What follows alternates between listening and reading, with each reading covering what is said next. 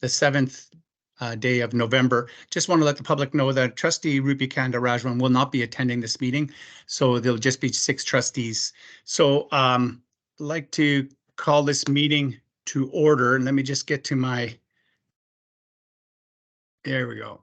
Sorry guys, I was a little bit behind the 8 ball here.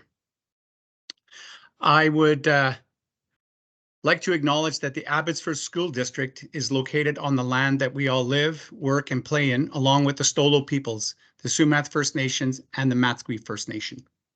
And I believe we're going to be playing the O Canada anthem. So if you want to stand, you can stand. If not, then you'll just have to sing along. So if we can go ahead with that.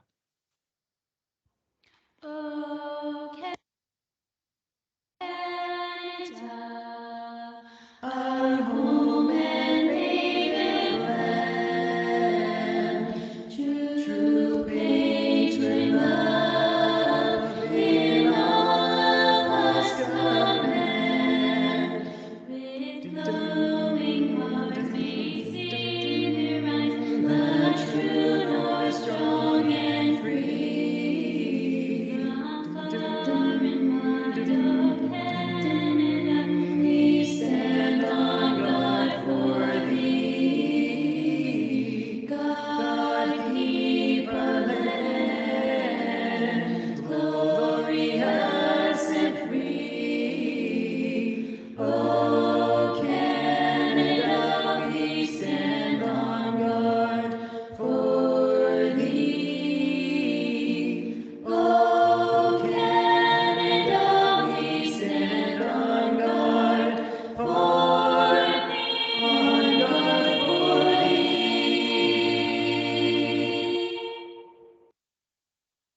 Well, we can never take it for granted that we live in such a beautiful country with all the turmoil around the world. We're very fortunate to live in Canada. Adoption of the agenda. I'd like a mover and a seconder, please. So moved, Rye. And Trustee White.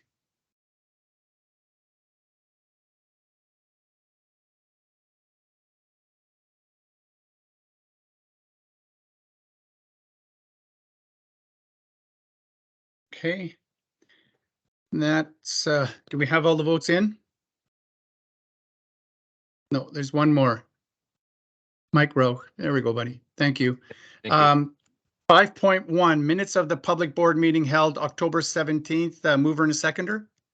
Peterson move. Peterson Wilson. Peterson Wilson.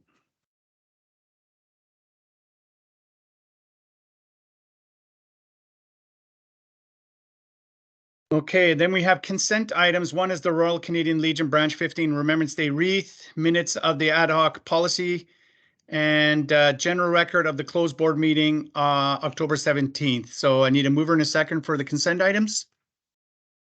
So moved, Jared White. Seconded, Peterson.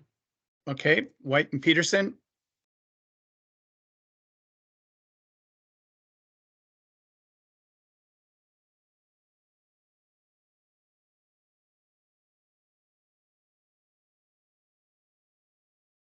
Okay, that brings us to 7.0 delegations. But before that, I want to read off a few notes here I have. Some of the observances and holidays, there was quite a list, so I've just picked a few. Wednesday, November 8th was Indigenous Veterans Day. That is this Wednesday, tomorrow. Saturday, November 11th is Remembrance Day. And just want to let the public know, because of the construction over at Thunderbird Square, it's going to look a little bit different than previous years, but they're still planning on having a public ceremony for Remembrance Day. Let me just go back. Sorry, someone moved me here. Sunday, November 12th is Diwali celebrations. Monday, November 13th is World Kindness Day. I don't know why we have to have a World Kindness Day, but maybe because of these days, it's probably good to maybe have 365 World Kindness Days. Thursday, November 16th is Louis Riel Day. He's an historical Métis member. And then Monday, November 20th is World Child Day, upholding the rights of the children. So that takes care of some of the things that we're doing. And I want to pass this over on to our superintendent, Chair Sean Knowles. Neufeld? Yes, go Chair ahead. Neufeld, Yeah. there would be some people that didn't view our previous organizational meeting. I was just wondering if you could advise the public of what just transpired. Oh, sure. Every year in early November, we go through the process of selecting a chair and vice chair for the next coming year. And so we just had that between 6:45 and 7 o'clock. And so I would just like to again thank Mike Rauch for his service as vice chair. And I have been again asked to serve as chair, and so I thank my colleagues for that. And then Preet Rai will be assisting me as vice chair. So I just want to let the public know that. Sorry about that. Thank you, Shirley. So let's, I think Sean Nozak, our superintendent, for 7.2 student presentation. Well, thank you very much, Chair Neufeld, and let me just begin by congratulating Chair Neufeld and Vice Chair Rai. Looking forward to doing some great work together. And yes, thank you also for your service as Vice Chair Mike Brow. Really appreciate that. So trustees, yes, very fortunate this evening to have some guests from Yale Secondary joining us. I don't need to tell you that student success is core to our work, and of course, one of our strategic pillars. Hearing directly from students about their experiences is powerful for us, an important way to learn and improve as a system. So to this end, I'm going to ask Principal Rob Sloboda to introduce us to his guests. Over to you, Rob. All right, thank you very much. Good evening, everybody. Ishi, Nimritha, and Sabrina, if you could show your cameras. Can't tell if they're on. There we go. All right.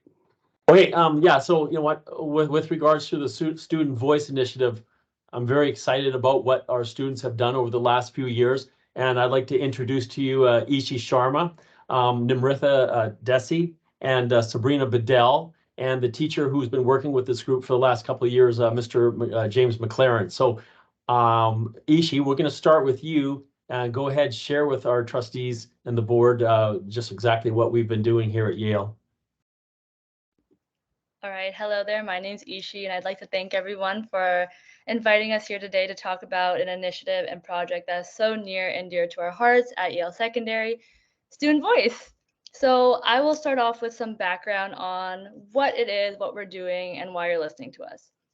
So pretty much last year at Yale, there was a Youth Development Index survey, or as you know, YDI survey, which was conducted with grade 11 students. And it was kind of like a check-in to see how students were, especially after the pandemic, because we always got to check in on our student leaders. And from this survey, we found that 86% of grade 11 students at Yale feel as though mental health is a topic that needs to be discussed on. However, in contrast to that, only 42% of students have talked about it openly. And in a way, this sort of inspired us, especially since we were looking for an inquiry project to guide us for the 2022 to 2023 school year. So what we found is that we wanted to cultivate an environment at Yale where everyone was valued, thus creating our school project, which was how can Yale create a more inclusive environment that's responsive to the individual needs of each student. Wow. Now, in order to move on with this, we had to come up with a way to find and almost inspect what needed to be changed. So we decided to do empathy interviews. You're probably wondering, what is that?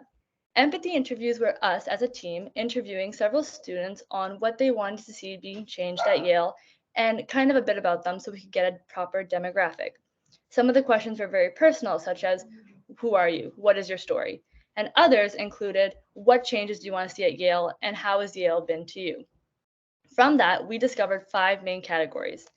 They wanted to see building strong relationship with students and teachers, mental health and well-being support, personalized instruction for individualized learning, relevant and engaging curriculum, and differentiated instruction.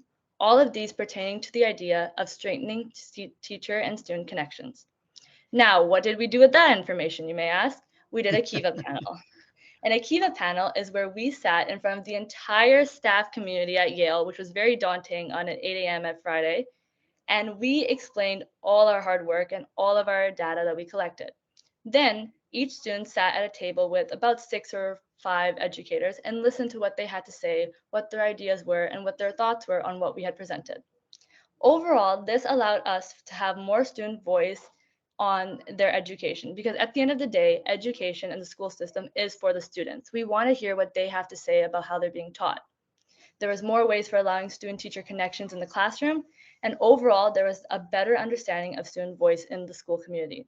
Now I'm going to pass it over to Nimrata and Sabrina to talk about this year's project.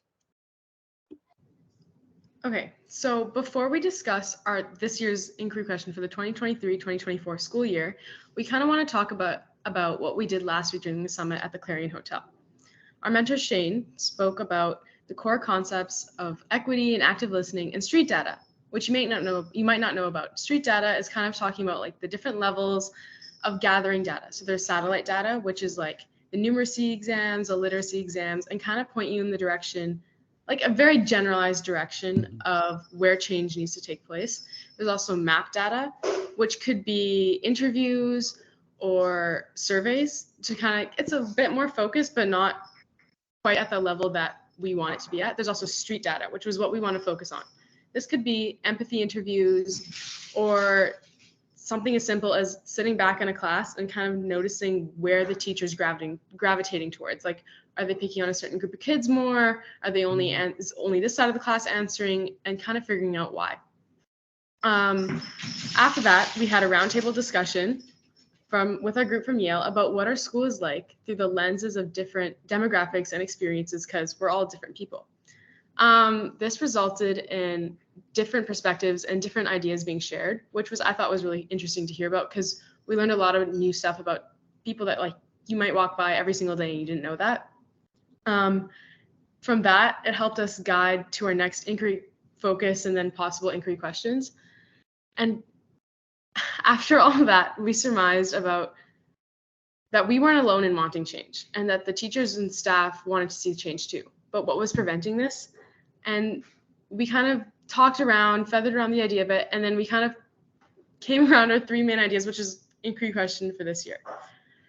We discussed and shared our experiences and found that many teachers would preach about change, but not actually do anything about it. An example of this is, as you probably know, 86% of grade 11 students last year felt that mental health was important. So the teachers found out about this and they started talking about it, and openly talking about it, trying to make it like a safe environment, but then they wouldn't, which it was, and then they wouldn't actually do anything about it. Like, an example of this would be like, hey, like, reach out, we're here for you, like, take a break from school if you need it, and stuff like that. But when push came to shove, it was kind of like they were just trying to do their job and they weren't actually there for you. Or they're like, well, as long as you do the assignment and all this, but like when you think about it, that's why kids are burning out and stuff. We also noticed that students were more likely to do homework and go to class if they had some sort of connection with the teacher. So it would almost make the students feel bad for skipping. One of the best ways for students to build these connections is through recognition. When a teacher asks you about what team you are, which team you're on, or about your job, it makes you feel seen, it makes you feel heard. It makes you feel like, I'm here, I'm in this class, I'm valued, I'm heard, and that's like, I'm important to them. So obviously I'm going to show up for this teacher. I'm going to be there when they want me to be. I'm going to go to class. And so from all of this, we kind of danced around a bunch of different inquiry questions, and we finally focused it down to how can Yale better staff to student connection through recognition, acceptance, and accountability. So our next step is, how can we as student voice achieve this? That's over to Sabrina. Okay. Our first step, as Ishi mentioned, is empathy interviews. But this year, our empathy interviews will be conducted by students for students, with staff guiding us every step of the way. Now, the point of these empathy interviews is to kind of understand the story behind the stats. because we really want to understand what impact and what change that students want to see and why. So last week at the summit, while we were having our roundtable discussion, we actually found out that one of our members, David, is an international student. And I had no idea about this. And he really started to open up about how lonely he felt during his time when he became an exchange student and when he was trying to make friends, and how he felt really excluded. And that helped us understand why staff, student, and student-to-student connections is so important here at Yale. Secondly, we want to highlight and appreciate diversity. So this year, we're really trying to support marginalized groups like international, immigrant, exchange, mental health, LGBTQ, Indigenous students, and more. We can do this by embracing cultural holidays and ensuring that our school celebrates and honors these traditions accurately.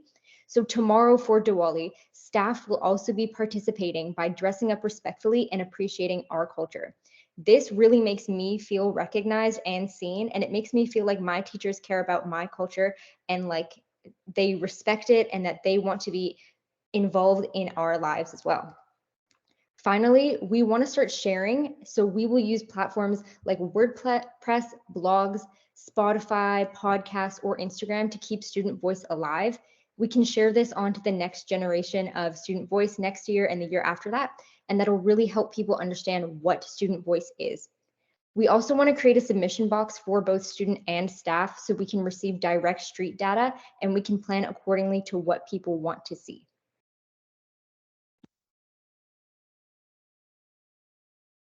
Okay. Wow. And then, oh, sorry. And Go then to ahead. finish off, we know that a huge goal of most educators and most staff members is they want to see a higher engagement rate from students. They want to be leading that class where they ask a question, every single kid has their hand up. And that's our radical dream too.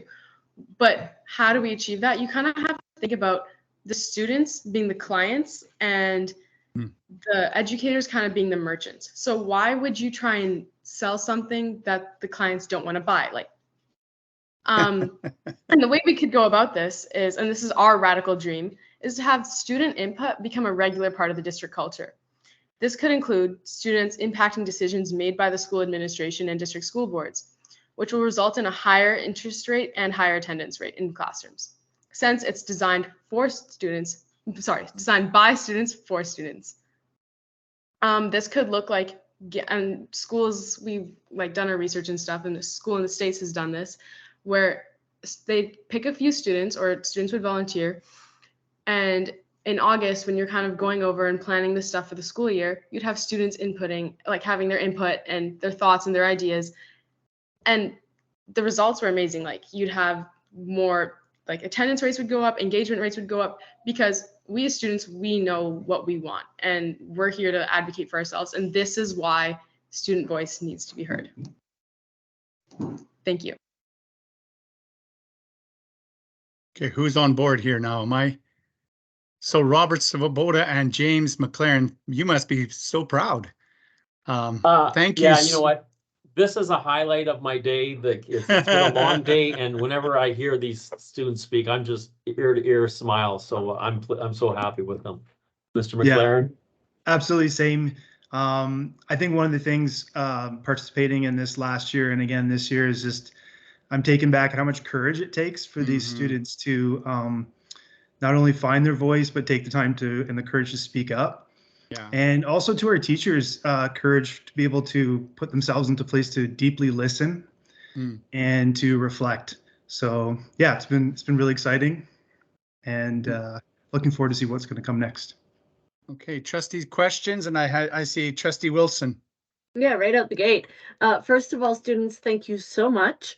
I have a true confession that means that I'm going to out Mr. Svoboda, because Mr. Svoboda and I went to high school together. There you go.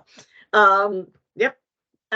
So my true confession is that when we were students, Mr. Svoboda and I, there was no such thing as student voice. We didn't get to even remotely have the opinions that were just expressed here, no matter how we found them. It didn't exist, our capacity to be able to share that with our leadership. It just simply didn't. So we've come a long ways, baby. That's something else that maybe those older in the group might remember. But anyways, my question first of all, thank you very much. It's I've been looking forward to hearing your voice here for us for quite some time, and I'd be curious to find out, through Student Voice, what you think of leadership at the district level. I'd be very curious about that. See what I just did there? I just opened that up. I see our superintendent almost laughing. Mr. McLaren's like, yeah, bring it. So my question for you, though, is as you move forward with your life, you graduate and you move on and you enter other realms of your life, whether it be post-secondary or wherever life takes you. How do you see what you've done here impacting impacting you on where you're going with your life? And I'll take from any of you or all of you. That's actually a really awesome question. If you don't mind if I start, I think that we see this impacting ourselves because we're learning how to because growing up, I'm going to be honest with you, I never had the chance to tell my teacher, I don't understand how you're teaching me. It doesn't make sense. I was very poor in math, and between all of us, I still am. But now I have the chance to be able to say, I need to be taught in a different way to help my learning. And this way, when I grow up to be whoever I be in university and any stage of my academic life, because we're always learning and I really value that, I feel like it's allowing me to have a voice, have a say, and how I can benefit myself. And as an older sister to two younger girls, I believe that this will help them learn and have a role model as well. So it's helping myself learn and not really benefit, but grow and help younger generations see the power of speaking up for yourself and what saying one thing does to it just makes a wave of effects, sort of. Thank you very much. And Nimrith, I think you're on next. To add what Ishi said, it's about empowerment. It's about like, hey, yeah, I said something, I saw the change, I wanted the change, and it happened. Or say it doesn't even happen. They heard me, they valued my opinion, and it slowly started to kickstart. I started that one thing. I saw that, like, it's all about like the street data. You see the change, and you have to be about the change. And it's like, it's just you have that sense of you're accountable. You did it. You saw the change, you wanted the change, you made the change happen. You did this. You have a voice. It's about recognizing from yourself, and it's not like what Ishi said, like, oh, well, I don't know all this. And now I can go and be like, hey, I've done this. I can be a role model for the next person and say someone else is going through something similar. Anything, I can push them to advocate for themselves. I can be that advocate for them so that that change can happen. Good for you. Yeah, thank Trustee you. Rauch. Thank you. Hi there. Thank you, Chair Neufeld. Ladies, wow, what a great presentation. I'm kind of blown away by how articulate you all are in the way you can deliver a message. So well done. I was reflecting a little bit about this collaborative process that's going on, and I had a question just to sort of ask you how you think this has impacted your ability to sort of canvas your own thoughts to the teachers, because you do need to understand what the teacher's point of view is in your arguments, right, for those to be accepted. So to what degree have you had to sort of temper your argument or consider your teacher's point of view when you're kind of proposing an idea? Has that been happening? Yeah, go ahead. So I was actually a part of Student Voice last year, and this is my second year in it. And one thing that we always want to do was maintain this, what I like to call a stream of communication. So any idea that we had, of course, we have three brilliant teachers with us, supervising us, giving us impact support. But what we did is we would go to the ILT meeting. So we would meet with all the department heads and we'd be like, here's what we're doing. What are your thoughts? What do you want to see? And recently, I think in October, me and Sabrina actually attended one, and we were like, this is what we're thinking. How would you like this to be implemented? Because at the end of the day, as much as this change is for us, they are being changed too, because they've been doing this for how many years? Yeah. We're coming and going. So we need to take in account that this has changed for them too. Yeah. So we made sure that we were taking into account, how was this going to better fit your classroom? Because at the end of the day, we are in your classroom. You have our respect. You are the teacher. So how can we take this radical dreaming, this new age hippie, cool, fun stuff and put it into a way that will benefit you guys. Wow, Wow. I just love that because that is so real world, right? To sort of consider, you know, the recipient of your message and your point of view. So well done. Yeah, excellent. Trustee Peterson. Yes, Isha, thank you for mentioning the fact that you have 3 brilliant teachers that are working with you. Yeah. You know, Mr. McLaren and your other cohorts. You know, it takes teachers that are willing to facilitate this to make it work. So a great leadership from the teaching staff as well. Good. Trustee White. Oh yeah, I just want to say I love how raw this is. I love how uncensored it is. I love the concept of empathy interviews where you're getting just the straight goods, exactly how people feel. And I think the more voices we have at the education table, I mean, that's one of the reasons I became a trustee. I have a voice, but students don't always feel like they have a voice. So I love the concept of student voice. I know we're big about teacher and staff voice, and obviously the concept of parental voice and community voice is very important too. So all those voices coming together in authentic ways. This is a great way of doing it, and I would love to see this kind of thing happen more and more places around our schools and around our community. So good job for being a part of it. And thank you, Mr. Sloboda and Mr. McLaren, for your input and your leadership. You guys deserve to be very proud. You've done a wonderful job of mentoring some of these young people, and yeah, I think it's going to shape not only students, but it's going to shape teachers as well, and possibly the district over time as well. So thank you very much, ladies, for your courage to come and share with us, and keep on leading. You're impacting not only the kids today, but the kids of tomorrow. So thank you so much for all you've done. Yep. Well done. Thank you. Thank you for having us. Thank you for allowing us to share. You're Thank very you so welcome. much. Yes, Have a good thank you so Well done. much. Thank you for this So platform. now you have to stay till midnight. Not even I'm I just doing want to that. click this button here and leave. All right. Wow, that was exciting. You know, it's hard to move on to business after that, but I guess we still have to do business, don't we?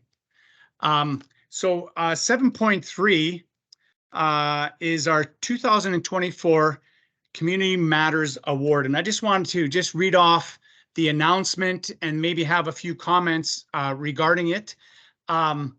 Community Matters announcement. The Abbotsford School District has a long history of community involvement in our schools, where many individuals and organizations contribute countless hours of volunteer service to enable our students to succeed. And I have to say, not every school district has the amount of community involvement as Abbotsford does. And so what we as a board did many years ago was we wanted to recognize that. So the Community Matters Award is presented every June by the Abbotsford Board of Education, which is the 7 trustees and obviously our leadership as well, to organizations or individuals who have exceeded their community service mandate and have made significant and deliberate contributions to the Abbotsford School District's students.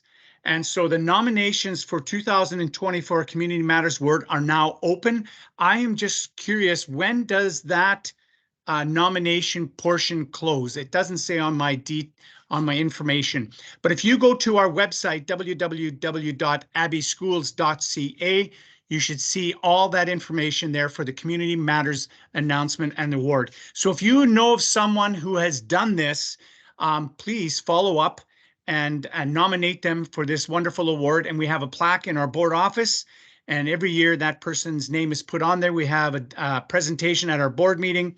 So we're looking forward to finding out how many community individuals or organizations will be nominated for the next coming year.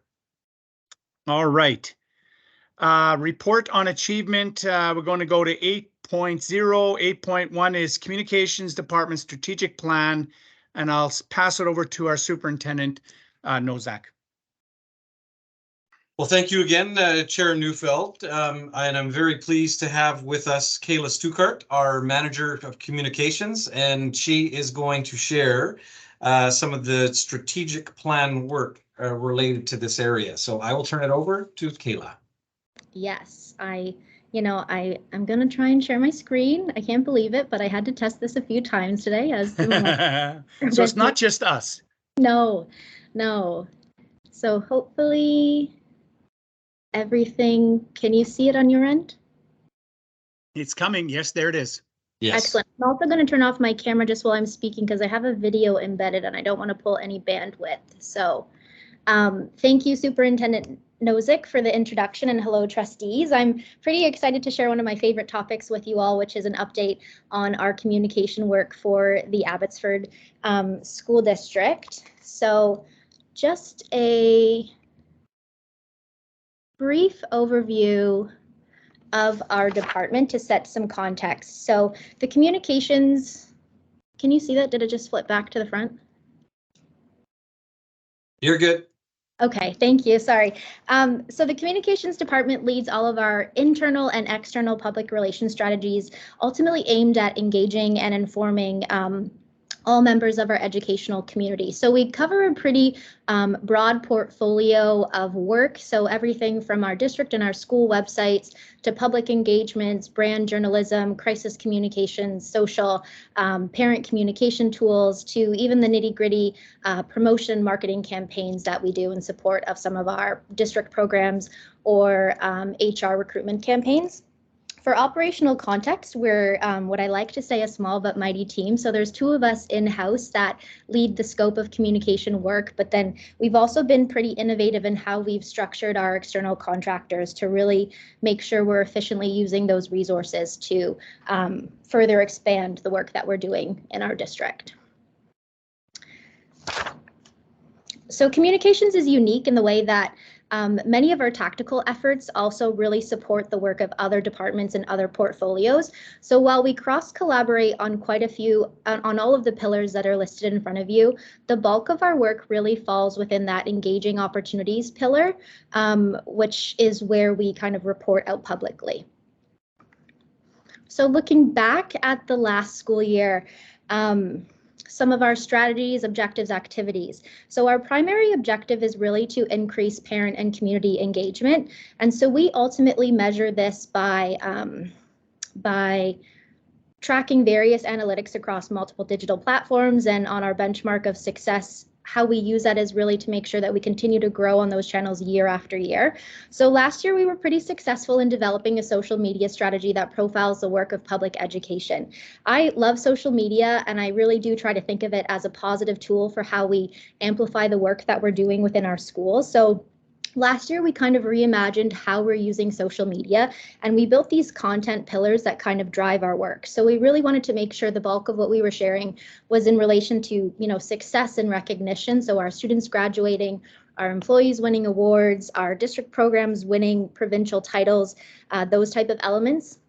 We also wanted to infuse some educational assets to that. So that looks at building learning materials, how our emergency protocols work, how families can engage with their schools and communicate properly. And then we had kind of what I call like our fun digital assets. So that's really looking at community building. We, for the first time ever, kind of let students lead the charge in developing some of the creative content. And so that is recognizing how Gen Z kind of operates in a social context. And so we let them build some of their student POVs to help us tell our story.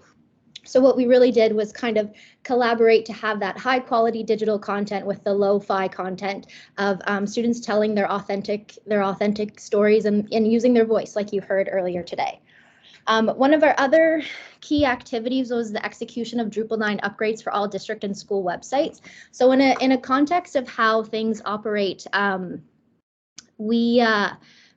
traditionally, websites fall under an IT portfolio, but for us, we recognize them as a key communication tool, and so they actually fall under the communications lens. But last year, we had to do a massive rehaul of our sites to make sure they were in compliance with the Canadian accessibility laws, and so this was kind of a 2-year project in the making to make sure everything was up to standards in terms of that. We unfortunately didn't complete the communications plan for parent and community engagement. So we did the design element of it, but we haven't quite yet reached the implementation cycle. But I would say that we've made some great headway in terms of research and groundwork to ensure that we're set up for success this year and having that really robust communications plan for how we manage parent and community engagement.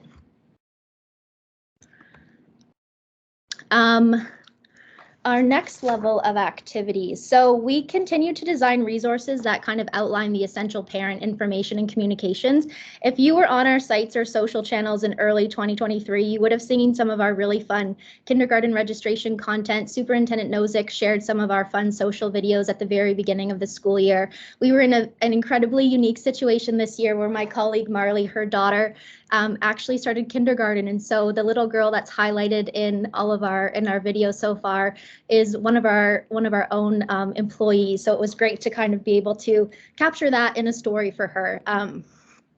We also saw one of our biggest successes last year was the development of our value creation stories. So as trustees, you would have seen that we consistently had videos at every single time a department came forward last year.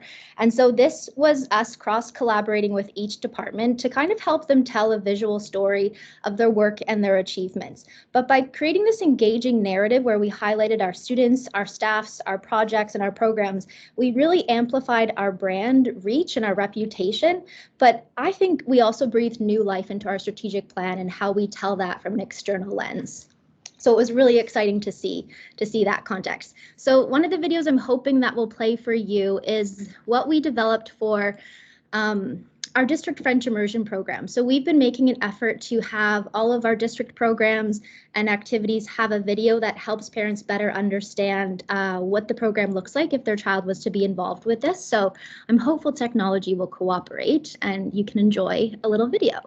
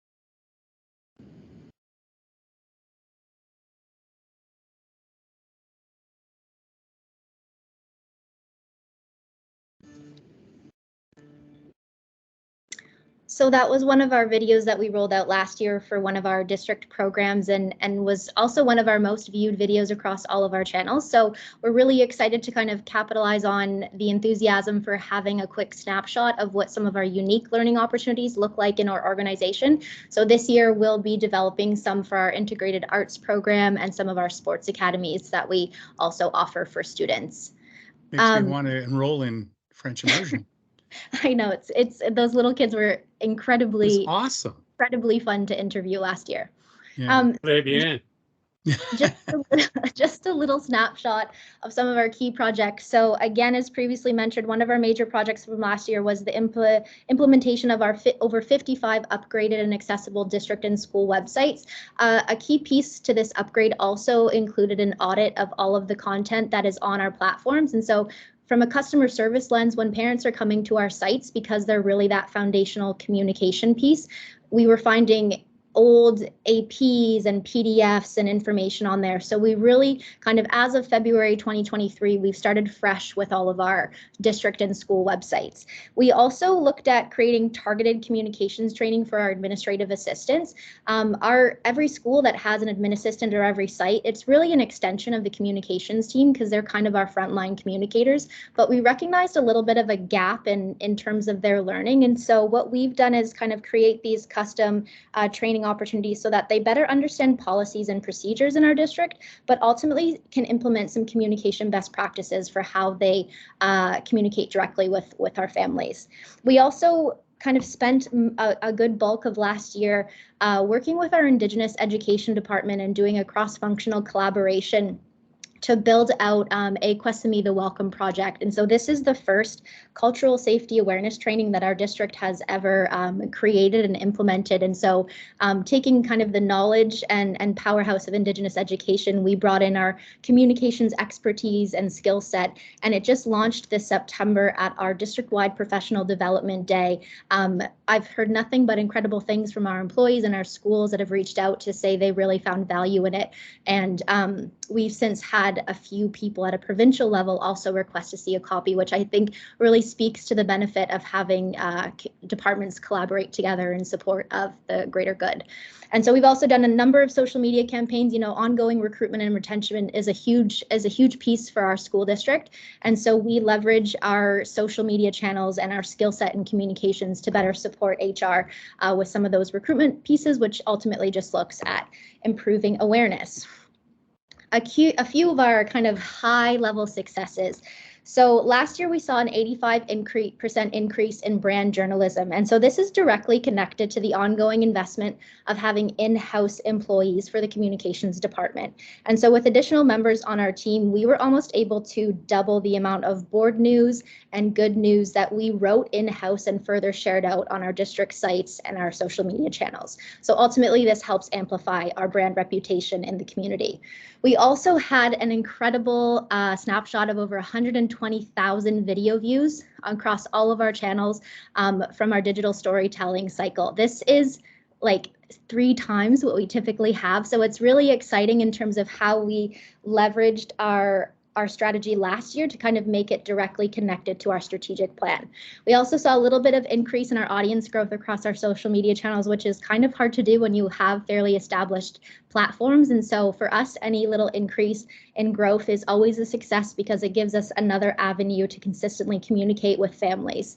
And then we also won 4 communication awards outside of the education sector. So we won 3 Canadian awards for some of our videos from our video storytelling cycle, and then 1 international award for the rebrand of our Measuring Up and FESSEL report, which was presented to the board last fall. So really exciting to have our work kind of reviewed by people outside of the education system to make sure that we're still applying communication best practices. So kudos to the entire team.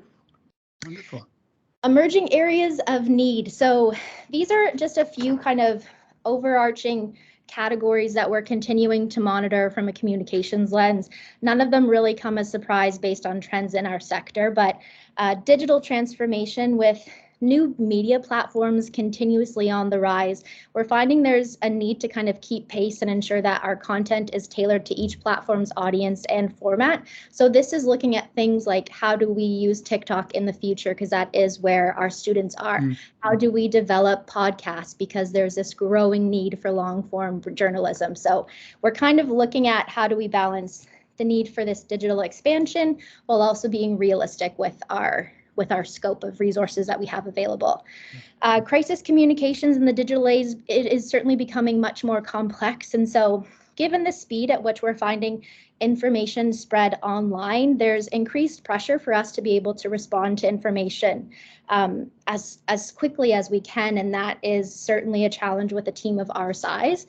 And so where we're seeing this context grow is some challenges around like misinformation when there's school emergencies. So there might be a shelter in place that's related to a medical emergency, but then suddenly we see this burst of social commentary that might allude to it being a lockdown. So we're kind of always up against a challenge of making sure parents know where to always get the most correct information. From an equity, diversity, and inclusion lens, a challenge that we're having from a communications standpoint is that, you know, as a celebration, Abbotsford is one of the most diverse communities in Canada per capita. And so we have well over 80 different languages in our school district that's spoken by students and their families at home. So when we're creating materials that are multilingual, it's essential for us to ensure that we meet the diversity and inclusion needs of our audiences, but that is always a bit of a challenge because we don't have the luxury of time when we're looking at translating some of our materials. So we're trying to figure out how do we leverage technology to be able to support with some of that, so that while it's not a perfect translation, it's still an effort to be made. Mental health and well-being is, of course, another one. This is specifically looking at the dynamics of an employee lens. So as social media continues to evolve, there's also this need to ensure that the spaces that we're providing publicly always are in an effort to create positive commentary. And so in support of the mental health and well-being of our employees that either manage or lead district or school sites, we're looking at ways in terms of how we can develop robust policies that clearly outline how we use these digital tools and what type of behavior won't be tolerated on these spaces, including things like hate speech or bullying. So that's something that is becoming a trend with other school districts across the country in terms of kind of having more formal policies around that. But it's as you can imagine, you get some pretty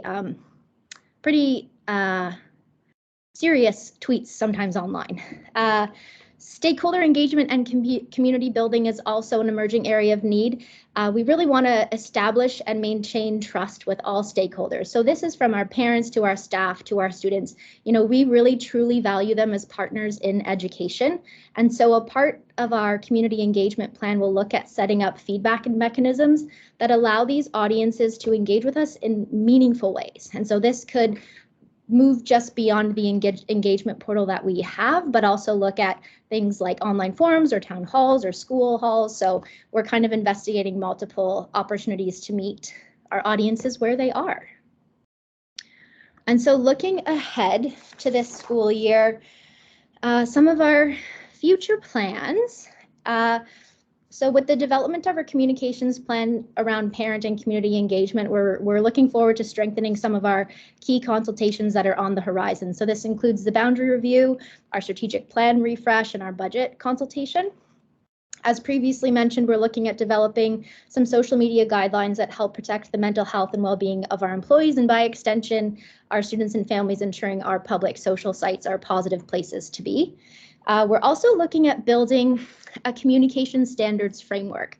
And so this would be a new framework that essentially, with so many new families coming into the system, we want them to have a consistent experience from school to school, from district communications home to families. So this communication standards framework will really set the context for explaining how we communicate, when we communicate, and why we communicate. And then finally, we're also looking at conducting a bit of a brand refresh. So this isn't changing our school district logo or our school district name, but in such a digital space that we need to have what is called brand assets to help tell our story. So we're looking at ways of kind of expanding our visual identity and our brand guidelines. And so that includes doing a pretty robust audit of those assets and then building training opportunities so that our employees know how to apply some of our branding appropriately. And so that's it for me in a very fast and furious overview of communications department. And so I'll now entertain any questions from the board. Thank you, Kayla, for that. That was a lot of information. So I'd just like to ask our trustees, any comments or questions? I see Trustee Rauch. Thank you, Kayla. As usual, very thorough presentation. Nice job. Yeah, one of the things that I just sort of thought about, just as a possibility, would be as we tell stories, right? Like our hope is that others will see the stories and then get inspired, right?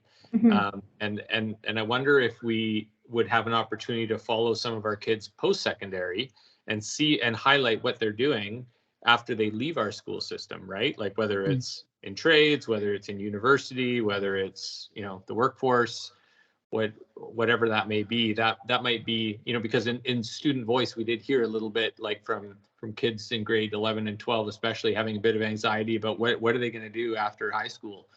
So just yeah. I actually love that, and it's something that's on our kind of list of social media ideas. Is we haven't really tapped into the alumni of Abbey schools, mm-hmm. and so there is a curiosity as to where they might be. But that also comes down to the relationships. You know, unfortunately, people don't have relationships with the comms department, but they have relationships with the school and the principal. And so we are kind of hoping to be able to tap into a few of our principals and really highlight our student leaders and seeing kind of where they are, but also all students in our secondary school. So that's actually on our radar already, but I love that you're thinking that way. Great to hear. Okay, thank you. Thank you. Any other questions or comments? Well, thank you very much. I know communication is one of those things, you can never do too much of it. Mm-hmm. And people use many different ways to use communication in this digital age. With over communication, there's still not enough communication. So there you go. So thank you, Kayla, for all the different ways you make us look so good. And especially with me putting on makeup and the whole, never mind. No, thank you very much for that. Appreciate that very much. Thank you, Kayla. And yeah, make sure you let everybody else know that we appreciate their efforts in the background. I know you guys aren't in the forefront. You make the rest of us look so much better and get the message out for our district. So thank you very much to your whole department. You bet. Thank you so much. Okay. All right. I guess we're back to Superintendent Nosek. 8.2 Human Resources Department Strategic Plan Report. Go ahead, Sean. Yes, thank you again, Chair Neufeld. And let me just say again, you know, with 4 months or so under my belt, how appreciative I am to have such a fine communications department. So thank you, Ms. Stukert, for the extraordinary work that you do for us all. And I'm very pleased now to shift gears a little bit and to have our trustees here from our new Associate Superintendent of Human Resources. I'm very pleased to introduce Patricia Laframboise-Lowe, and she is going to give you an overview this evening of our Human Resources Strategic Plan work. So Patricia, over to you. First of all, welcome to our team, Patricia. Hope you feel like you've got a great group of people around you, and we're sure looking forward to doing some great work together in the HR department. Thank you.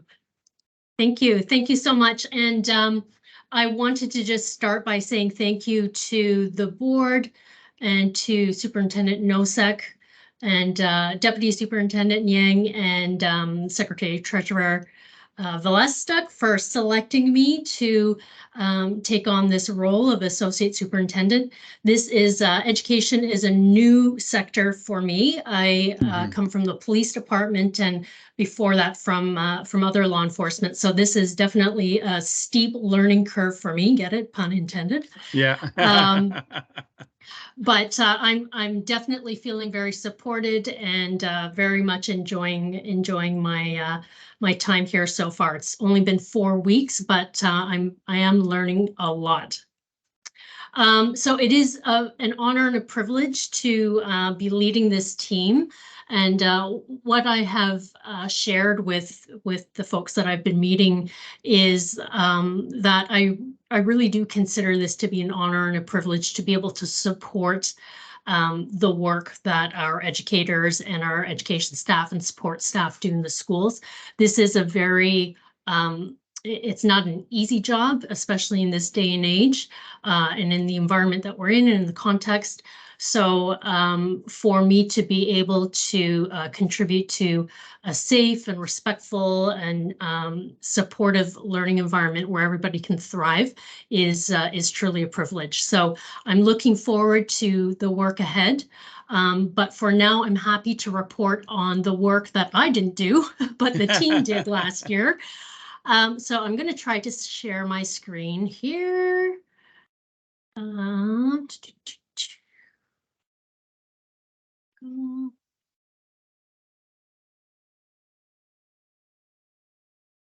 Are you seeing that? Here we go. No. Can you see the Not slides yet. on screen? Not Okay. yet, no. No?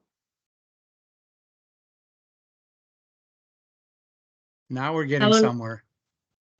Yes. Yep, here we are. Thank you. Good job. Okay. All right. I am also not very technologically savvy, so I'm glad this is working. All right, so I'll get right into it here. Our department, the Human Resources team, we have 13 individuals working on the team. And we provide the full scope of human resources services to our staff of 2,600 employees across the district. So we've broken it down into various pillars. There's essentially 5 pillars within HR. So recruitment and retention, staffing and benefits administration, labor relations, health and safety, and disability management and return to work. Our work here supports the progressive workforce pillar. And now we'll look back at the previous school year.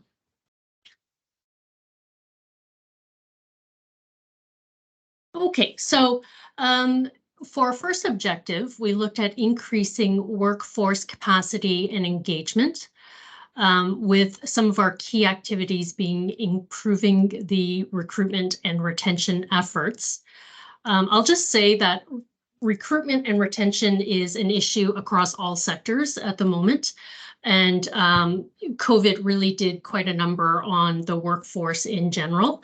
And so we are seeing, we're still seeing some effects of that in terms of turnover rates. So, but having said that, I'm happy to report that our turnover rate from last year improved from the previous year. So our employee turnover last year sat at 6.1%, an improvement from the 7.3% of the previous year. So considering that last year's Canadian national average was 15.5%, wow. I think we're doing pretty good. And again, just a reflection on the nature of the workforce and employees looking at perhaps more flexible working arrangements and different employee relationships. Another activity was reviewing our practicum programs and enhancing the practicum student experience. So I know that now Assistant Superintendent Pankratz and his team did quite a bit of work in terms of connecting with the various universities and on honing in on our students and really advocating for the Abbotsford School District as a place to work.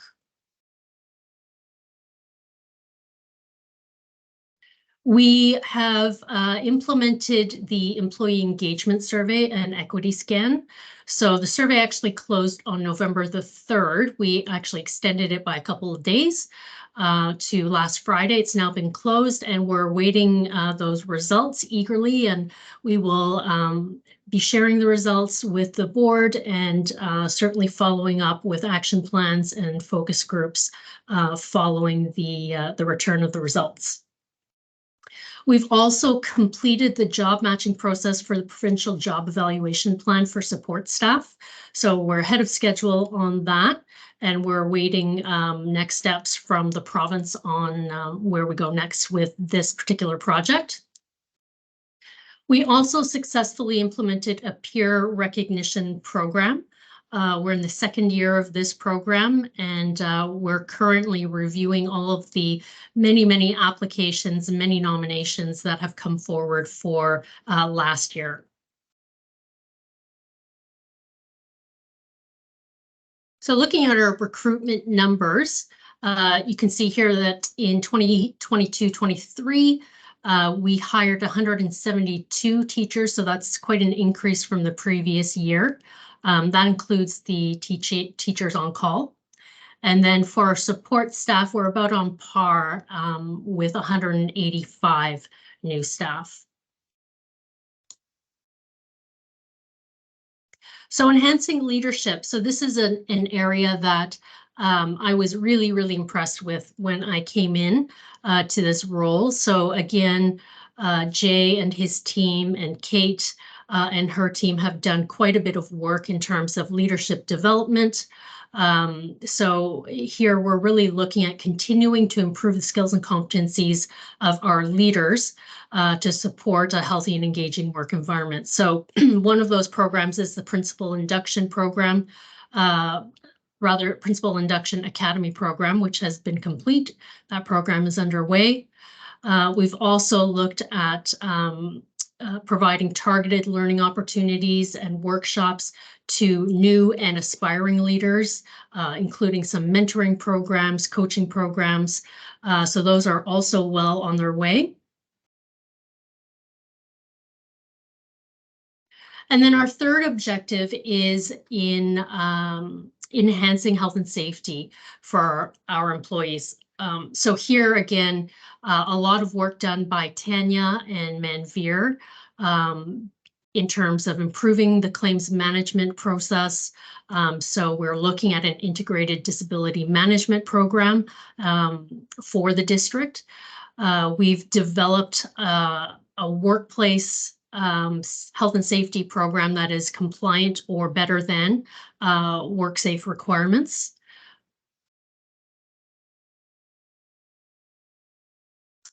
We are in the process of conducting on-site based risk assessments for violence prevention.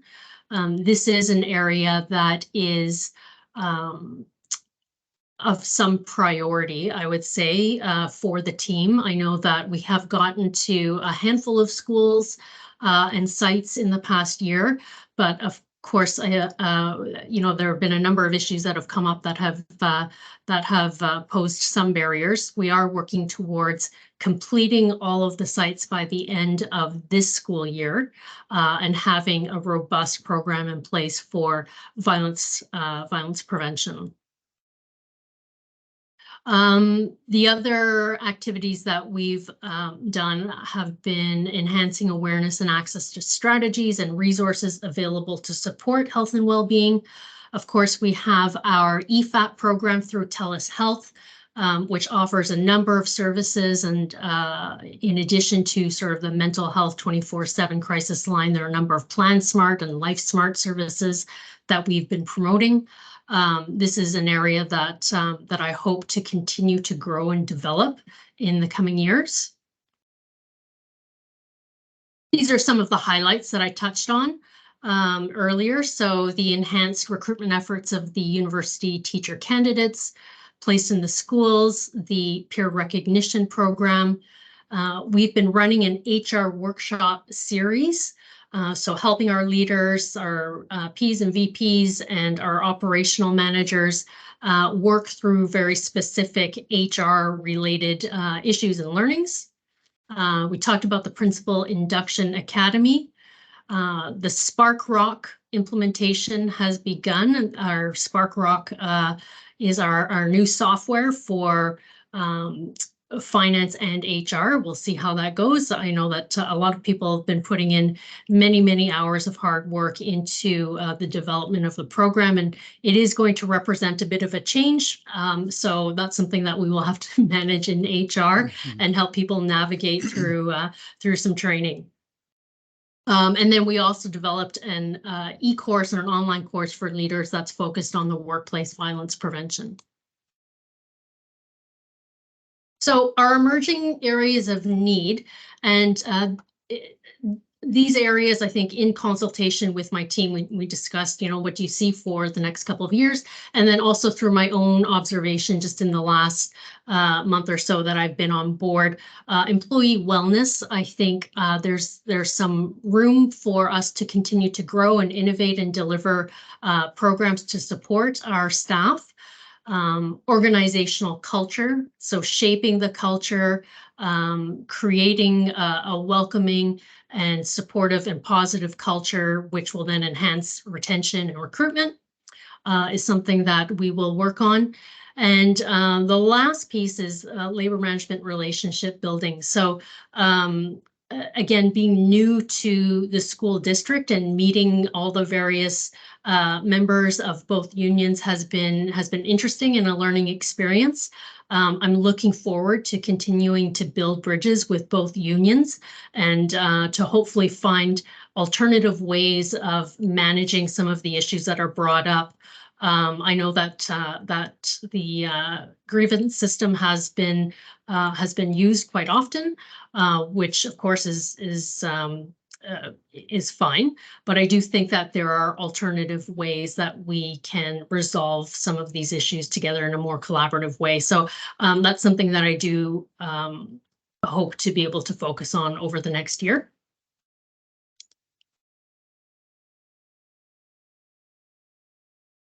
So some of the specific objectives that we've got planned for the coming year, we're looking at bringing in uncertified teachers. So we're working with the ATU on drafting a letter of understanding around uncertified teachers so that hopefully we can start posting and hiring within the next month or two. I think we're fairly close on getting somewhere on this piece. We are looking ahead at the results of the employee engagement survey. That will certainly inform where we go next in terms of some of the critical and high risk areas that we need to address. I'll continue to engage with our organizational leaders and employees. I did commit at the last superintendent's meeting to try and visit all of the schools and sites before Christmas. I've made it to 2 places so far, but I'm not giving up. I really do hope to get out to meet as many folks as I can to get to know them and get to know the work that they do at their schools and sites. I would like to establish an organizational health and wellness committee, so an employee-driven committee where ideas and initiatives can be driven from the ground up.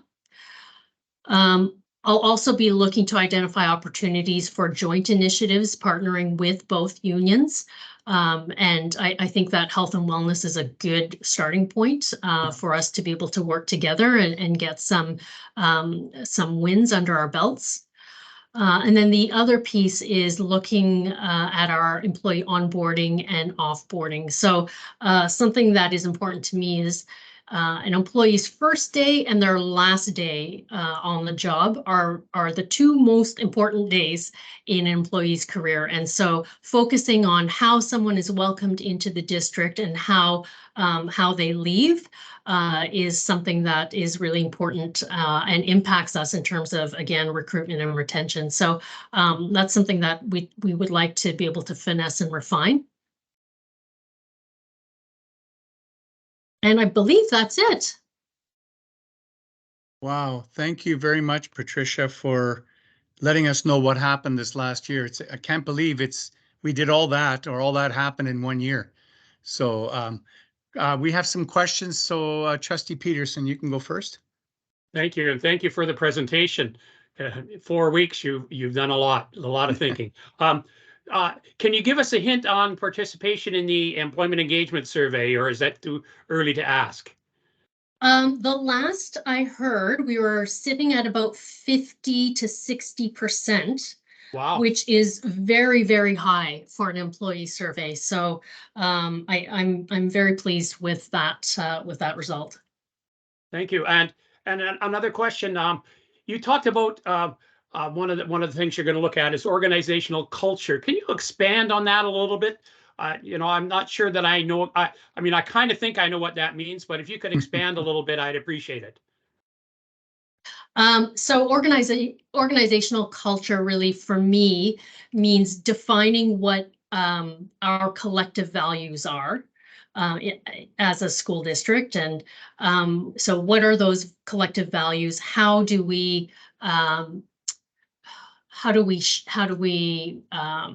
what would the word be? Or how do we enact and enable those values? How do we reflect those values in the work that we do, in the way that we treat each other? Sort of, it's essentially looking at identifying who we want to be and building the supports and frameworks for that so that we are able to support people in fulfilling that vision. Great. Thank you very much. Thank you. Hey, Trustee White.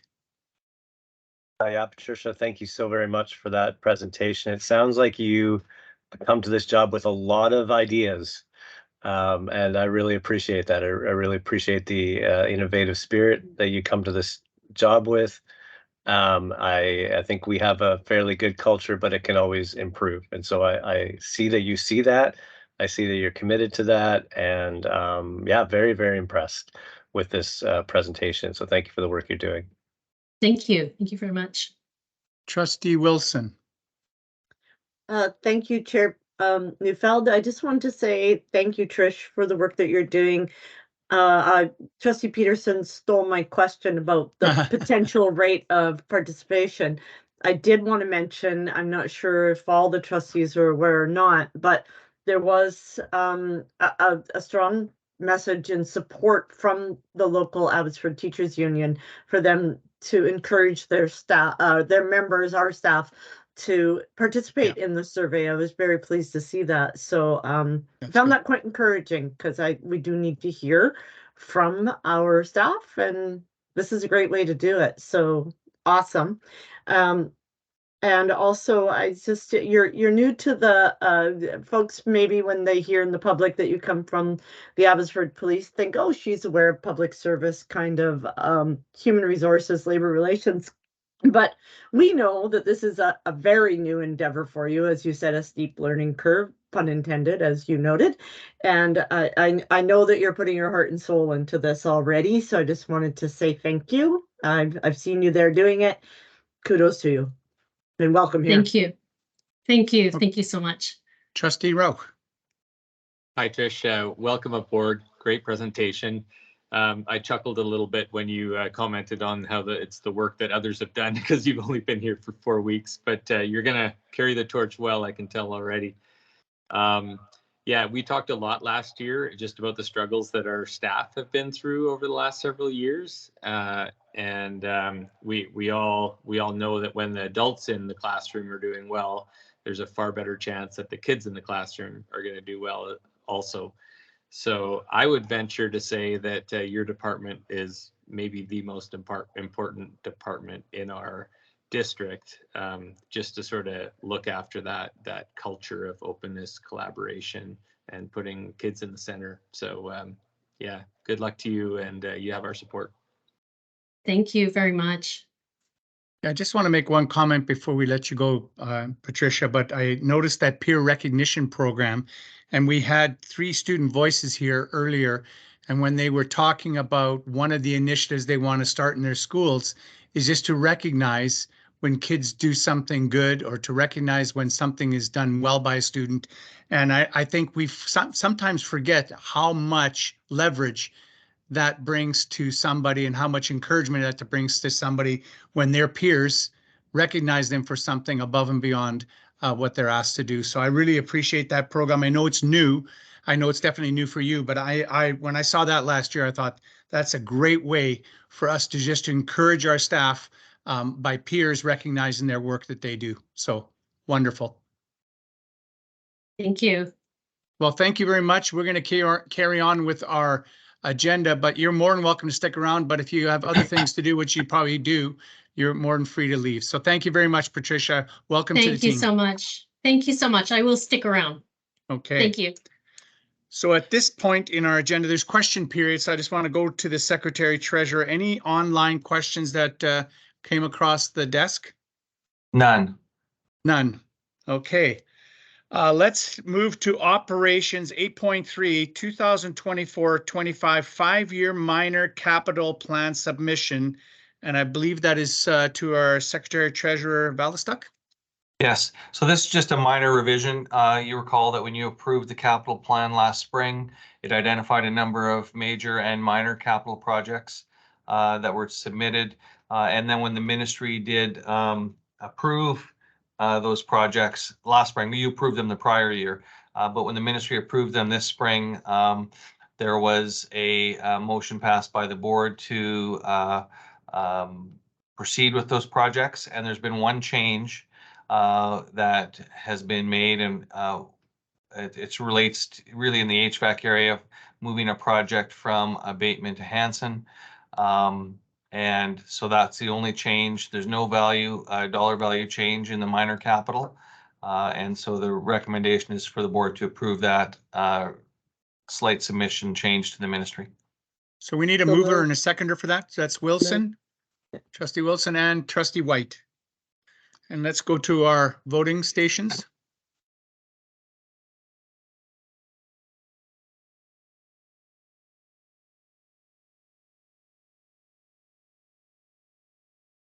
Thank you. Yeah. 8.4, Trustee Indemnity is just for information. So this is just an information item to advise as per the trustee indemnity report that is completed in the spring prior to annual municipal and trustee elections. There's that indemnity committee submits a report. It was approved by the board in June of 2022. And so the calculation of trustee indemnity then is just a simple calculation for the term of trustees, and that information is presented to you for information. So who's part of that committee? The committee, I don't recall exactly who was on the committee. Policy identifies, your policy identifies the structure of the committee. So it does suggest that there's representatives from DPAC and then some municipal representatives either from the city or Chamber of Commerce or UFV. I think in those cases, we've had someone from the city, the Chamber, UFV, DPAC, and then a community member involved in the trustee indemnity committee in the past. And they do some, I would say they put a lot of effort and work into submitting that report. And yeah, and I just think it's very fulsome and descriptive of the role of trustee. Any comments and questions from the board? Okay, let's move to 8.5 budget calendar 2024-25. This is an action item. So this is an action item to approve your budget calendar for 24-25. It is similar to other years, and I'll just highlight a couple of parts to it. One is in mid-February, on our February 13th board meeting is when the board will approve the amended budget for this current year. So for the 23-24 year, the operating grant will be amended based on our September 30th enrollment. And that's why that enrollment number is so important to us. It's generated additional revenues, so we have to amend our operating budget by request of the Minister in the School Act. So that will happen on February 13th. For the 24-25 budget, and this is a more kind of a significant year in development of the budget because it's also coincides with redevelopment of the board's strategic plan. So work around the strategy and the budget will be fulsome at the start of the new year. A couple of budget information meetings, one March 7th and one on May 16th that relate to budget information. And obviously, if you look back at our history around budget presentations, there's a significant discussion about what is the work we're doing. So it is about the strategy and what projects and things that we're going to be doing to make some difference within the strategic areas the board has decided. So the overall budget calendar just outlines a number of dates and times of when certain activities take place, kind of culminating in your June 18th board meeting for approval of the budget for next year. And it seems like we just approved the budget for this year, and we're beginning the plan for next year's budget. And you know, so far, I think from a financial perspective, we'll know usually by shortly after that first March public meeting, sometime right around spring break. In fact, the ministry likes to announce the operating grant the day before spring break starts, just to make sure the finance department works throughout the 2-week spring break. So that is, you know, we don't anticipate any huge changes there, but you know, I always have a little bit of caution around the available resources and the significant spending throughout the public sector, and it, you know, having been around for a while, the ebbs and flows of spending and restraint and spending and restraint come and go. So I always have that in the back of my mind, and I think we're prepared for that.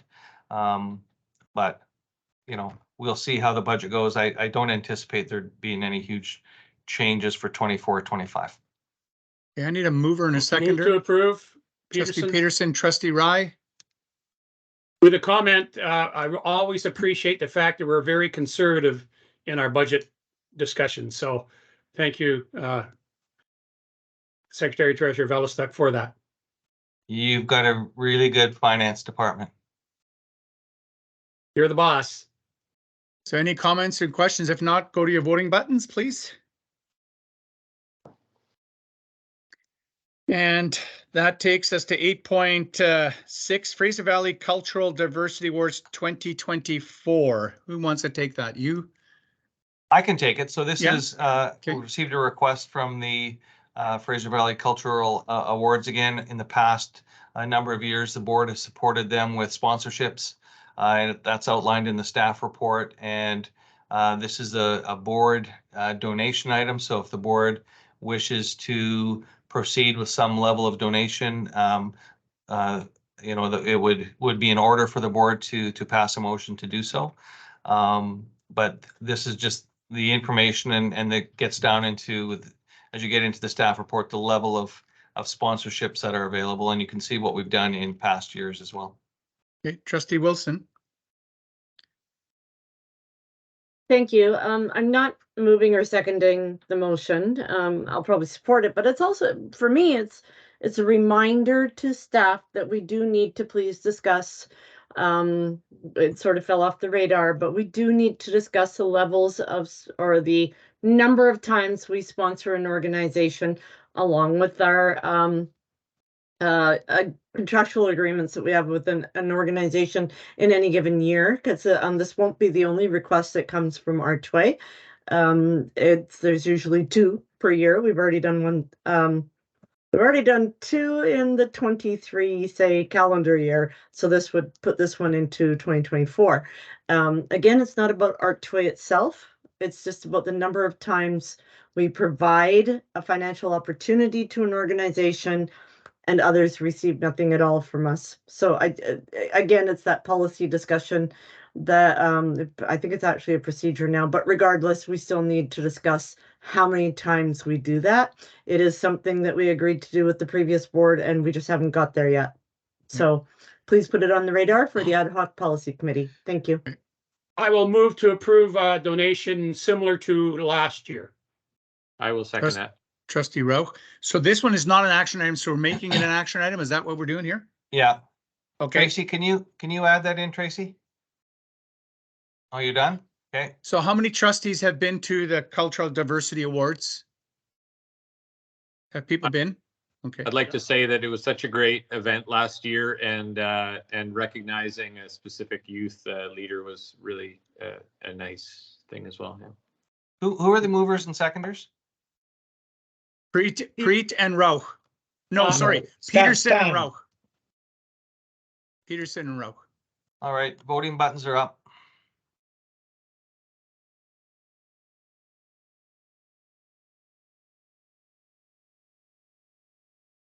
Well, they're taking their time. Yeah, I just refreshed myself here and nothing happened, so it's okay. It'll eventually come up. Oh, I have to rejoin the meeting. Oh, Should we do it by hand? We could do that. Mine hasn't come up yet. yeah, let's do it. Let's do it by hand and we can fill it in later then.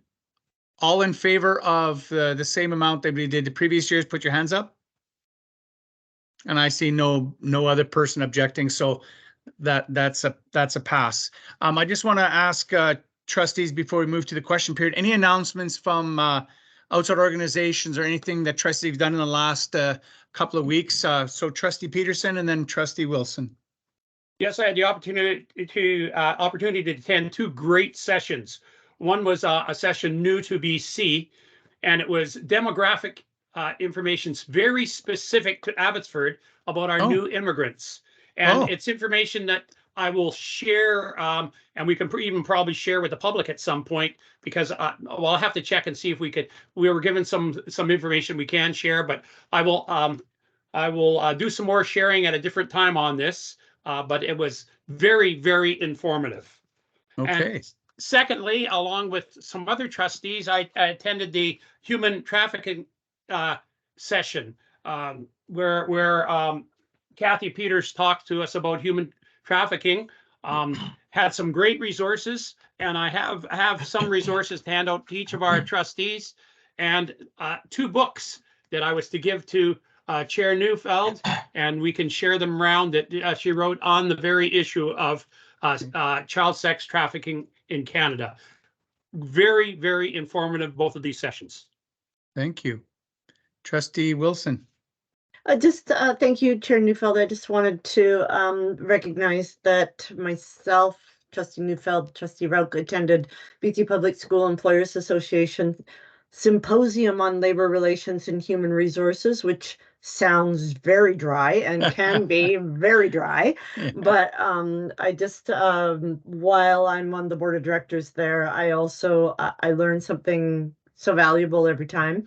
And I think it's a great event to attend for our staff. A number of our human resources department were there, and the learning was great.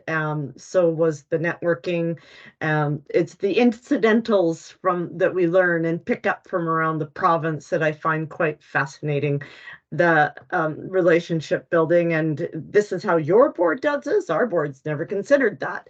So I think that that's really great learning that we can always bring back to our own district. And I just wanted to acknowledge that. Okay. Anybody else? Question period number 2. Anything? Oh, sir, go ahead, Trustee Rye. Thank you, Chair Peterson. I attended the speaker series at UFV a couple of days ago, and they were talking about crime and youth. And happy to report that in the series, with the information that they got out of the police systems, Abbotsford youth is doing very well. There is a decline in crime in youth, and the crime that is there is mostly repeat offenders. Okay. I don't remember the exact number, but I think they said 4 or 5 of these people are doing most of the crimes. Yeah. And after the first crime, because of our restorative justice, it doesn't happen anymore. And they're trying to work on these 4 or 5, and let's hope for the best. Very good. Thank you. Any questions in our second question period? No, there's not. Okay. So I just want to thank our staff, our Deputy Superintendent Nathan Eng, and our communications coordinator Kayla Stuckart, and our two ladies in the background, Carissa and Tracy, and then also Patricia Lowe for joining us at this meeting in the background. Thank you very much, and thank you to everyone. And this will conclude our public meeting on the 7th of November of this year. So see you soon, and thank you.